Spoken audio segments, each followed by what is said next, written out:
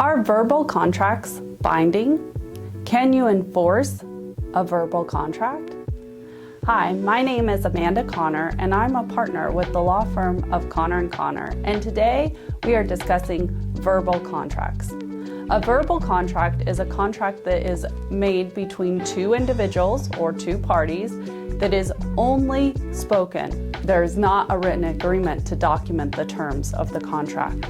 In general, most verbal contracts are enforceable. However, there are certain exceptions for items that must be written. Certain things over a certain price point, over a length of time. Certain states require those agreements to be written and documented. However, for simple agreements, usually a verbal contract is enforceable. So what's needed to make it enforceable? In general, for contracts, you need three things: an offer, acceptance, and consideration. An offer is where one party offers to do something. I will paint your house for $500. Acceptance is the other party agreeing to the terms. Yes, please paint my house for $500. And then there must be consideration. Consideration is the money or the thing given for the contract. Generally, that is payment for a service, but there can be other things that are consideration. You can arguably make a verbal contract with your husband. I'll cook dinner if you rub my feet after. The rubbing of the feet is the consideration. It's a service or a thing given.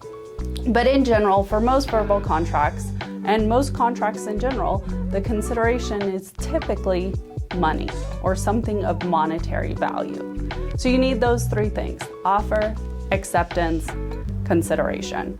And if you have those, and it's not a contract within the exceptions we discussed, that every state has, then you have a valid contract.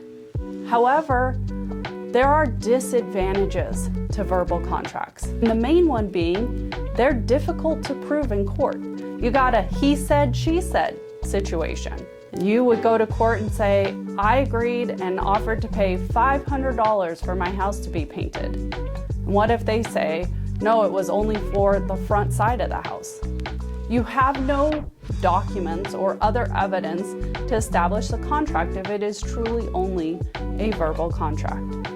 Thus, while verbal contracts are enforceable, they can be difficult to prove and establish in court or in other means like arbitration or mediation when you're trying to resolve a dispute. Thus, sometimes it's best to document and get in writing what you're agreeing to. Even if it's something simple and basic, you may want to do a very quick written document or a text or an email. But for bigger contracts, for things that have a good monetary value, that could have an impact for you, you want a valid, binding contract, something that you can enforce if the other party doesn't follow through, if they breach the contract. And you want to be able to, if you need to, go to court and enforce the terms of the contract or retain a lawyer for a contract to enforce the other party or to be compensated for their breach. You want to have the best evidence to do so.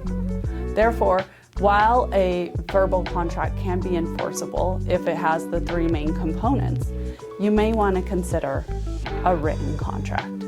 If you have questions about contracts, especially in your business operations, please do not hesitate to reach out to Connor & Connor. We are here to help.